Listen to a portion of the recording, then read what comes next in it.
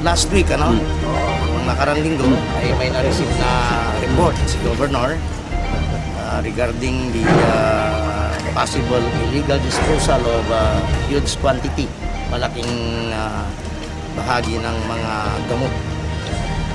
Ayon sa initial report namin natanggap, ginamitan ng backhoe yung butas na pinagtapunan. At ang lalim daw nito ay lagpas sa 2 tao.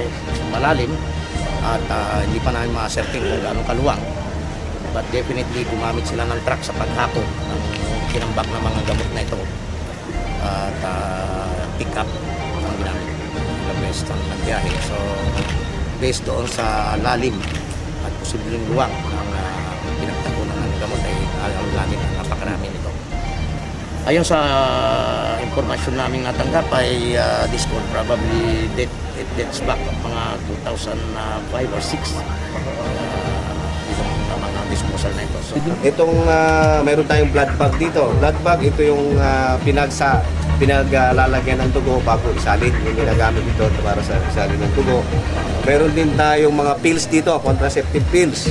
Andyan po. Meron tayong anesthesia rito, yung Xylocaine local anesthesia, ito po yun.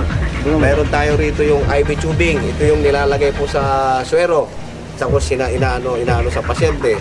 This is anti-TB drugs, hindi pa nababasa yung pangalan dito. I think this is streptomycin sulfate. Okay? So mayroon din tayo ritong betadine antiseptic solution. Ito yung ginagamit na pang sa sugat. Okay, panglinis ng sugat. Ito, I think this is maybe this is vitamin C, ascorbic acid. Hindi pa natin nakikita yung pangalan dito. Ito sa mga tableta to, nag-caking na ang tawag. Sama-sama because of dahil sa tagal ng panahon na pag-ano, with the moisture, nagkaroon ng naging bato na. Since we have some here ampules. Okay, I think siguro ito rin na anesthesia rin po yan, mga dental anesthesia po.